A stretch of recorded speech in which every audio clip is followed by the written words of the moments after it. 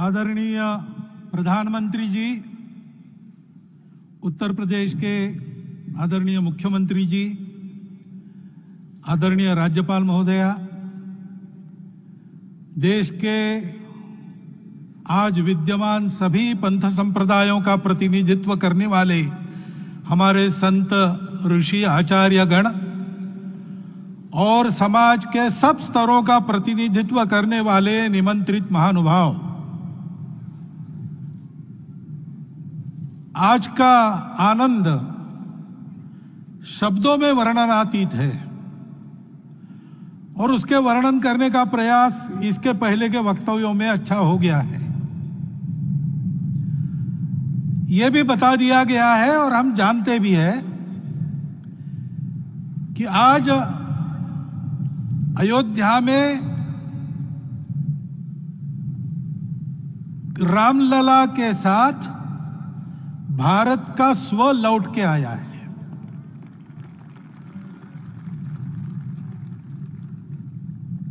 और संपूर्ण विश्व को त्रासदी से राहत देने वाला एक नया भारत खड़ा होके रहेगा, इसका प्रतीक आज का कार्यक्रम बन गया है। ऐसे समय में आपके उत्साह का, आपके आनंद का वर्णन कोई नहीं कर सकता। हम यहां पर अनुभव कर रहे, पूर्ण देश में यही वातावरण है। छोटे छोटे मंदिर के सामने दूरदर्शन पर इस कार्यक्रम को सुनने वाले हमारे समाज के करोड़ों बंधु वहां पहुंच ना पाए, ऐसे घर घर के हमारे नागरिक सज्जन, माता भगिनी सब भाव विभोर है, सब में आनंद है, सब में उत्साह है। और ऐसे समय में जोश की बातों में थोड़ी सी होश की बात करने का काम मुझे ही दिया जाता है। आज हमने सुना कि इस प्राण प्रतिष्ठा महोत्सव में पधारने के पूर्व प्रधानमंत्री जी ने कठोर व्रत रखा। जितना कठोर व्रत रखने को कहा था, उससे कई गुना अधिक कठोर व्रताचरण उन्होंने किया।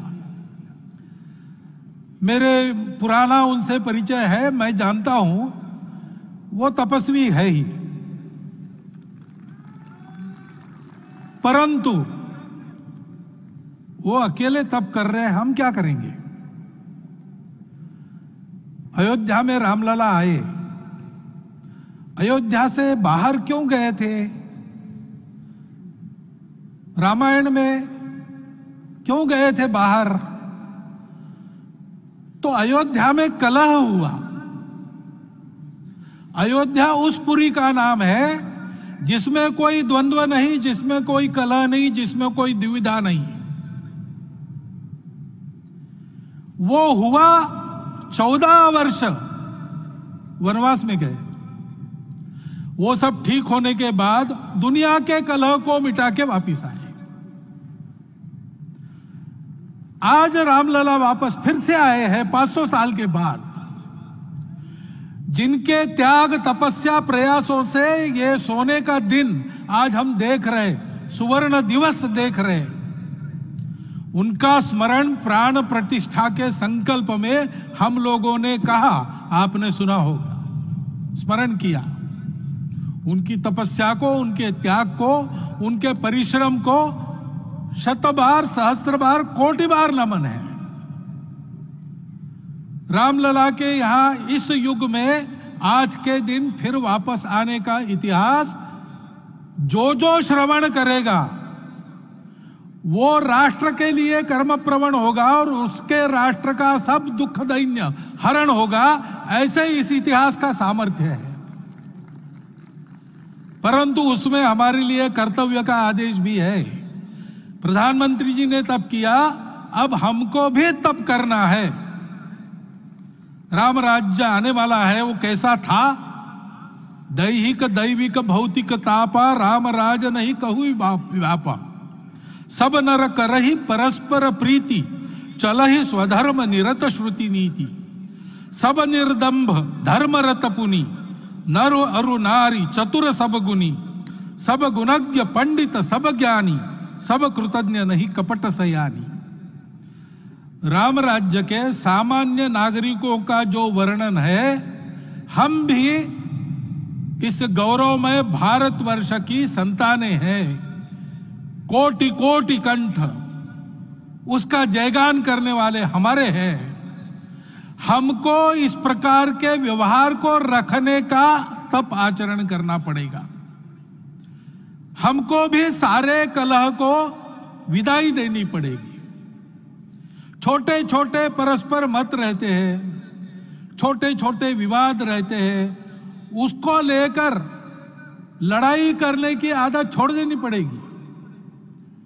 आखिर है क्या? ये बात बताई वो सामान्य नागरिक कैसे थे? निर्दंभ, प्रामाणिकता से आचरण करने वाले, केवल बातें करने वाले नहीं और बातें करके उसका अहंकार पालने वाले नहीं थे। काम करते थे, आचरण करते थे और अहंकार नहीं था। ऐसे वो थे और धर्मरत थे। यानी क्या थे?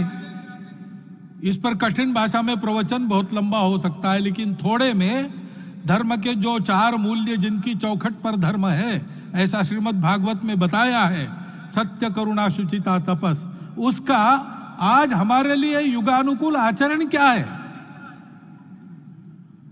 तो सत्य कहता है कि सब घटों में राम है, ब्रह्म सत्य है, वही सर्वत्र है। तो हमको ये जानकर आपस में समन्वय से चलना होगा, क्योंकि हम चलते हैं, सबके लिए चलते हैं, सब हमारे हैं, इसलिए हम चल पाते हैं। और इसलिए आपस में समन्वय रखकर व्यवहार करना, यह धर्म का पहला जो पैर है, सत्य, उसका आचरण है। करुणा दूसरा कदम है, उसका आचरण है सेवा और परोपकार। सरकार की कई योजनाएं गरीबों को राहत दे रही, सब हो रहा है, लेकिन हमारा भी कर्तव्य है, ये सब समाज बांधव हमारे अपने बंधु है। तो जहां हमको दुख दिखता है, पीड़ा दिखती है, वहां हम दौड़ जाए, सेवा करें, दोनों हाथों से कमाएं, अपने लिए न्यूनतम आवश्यक रखकर बाकी सारा वापस दे, सेवा और परोपकार के माध्यम से। यह करुणा का अर्थ आज है। शुचिता पर चलना है, यानी पवित्रता होनी चाहिए। पवित्रता के लिए संयम चाहिए, अपने को रोकना है। सब अपनी इच्छाएं, सब अपने मत, सब अपनी बातें ठीक होंगी ही ऐसा नहीं, और होगी तो भी अन्यों के भी मत है, अन्यों की भी इच्छाएं हैं। और इसलिए अपने आप को संयम में रखते हैं तो सारी पृथ्वी सब मानवों को जीवित रखेगी। गांधी जी कहते थे, earth has enough for everyone's need, but it cannot satisfy everyone's greed. तो लोभ नहीं करना, संयम में रहना और अनुशासन का पालन करना, अपने जीवन में अनुशासित रहना, अपने कुटुंब में अनुशासन रहना, अपने समाज में अनुशासन रहना। सामाजिक जीवन में नागरिक अनुशासन का पालन करना। भगिनी निवेदिता कहती थी कि स्वतंत्र देश में नागरिक संवेदना रखना और नागरिक अनुशासन का पालन करना, यही देशभक्ति का रूप है। इससे जीवन में पवित्रता आती है। और तपस का तो मूर्तिमान उदाहरण आपके सामने आज दिया गया। व्यक्तिगत तपस तो हम करेंगे, सामूहिक तपस क्या है? संगच्छध्वम संवदध्वम संवो मनांसी जानता।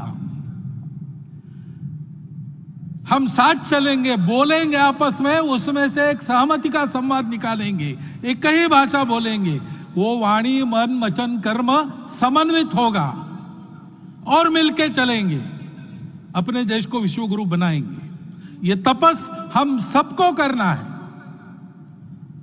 500 वर्षों तक अनेक पीढ़ियों ने लगकर परिश्रम करके, प्राणों का बलिदान देके, खून पसीना बहाकर आज ये आनंद का दिन सारे राष्ट्र को उपलब्ध करा दिया।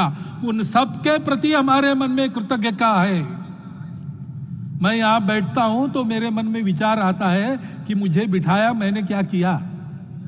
वो तो जो उन्होंने किया उसका प्रतिनिधि भी मुझे बनाया गया है। उस प्रतिनिधि के नाते मैं ये अवदान स्वीकार करता हूं और उन्हीं को अर्पण करता हूं।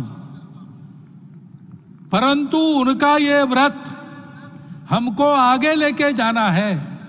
जिस धर्म स्थापना विश्व में करने के लिए राम का अवतार हुआ था, उस धर्म स्थापना को अनुकूल स्थिति अपने आचरण में, अपने देश में उत्पन्न करना, यह अपना कर्तव्य बनता है। रामलला आए हैं हमारे मन को आह्लादित करने के लिए, उत्साही करने के लिए, प्रेरणा देने के लिए, साथ साथ इस कर्तव्य की याद दिलाकर उसमें कृति प्रवण करने के लिए आए हैं। उनका आदेश सर पे लेके हम यहां से जाए। सब लोग तो यहां आ नहीं सके, लेकिन वो सुन रहे, देख रहे। अभी इसी क्षण से इस व्रत का पालन हम करेंगे तो मंदिर निर्माण पूरे होते होते विश्व गुरु भारत का निर्माण भी पूरा हो जाएगा। इतनी क्षमता हम सबकी है। इसका मैं एक बार स्मरण देता हूं, आप सबको धन्यवाद देता हूं और मेरे 4 शब्द समाप्त करता हूं।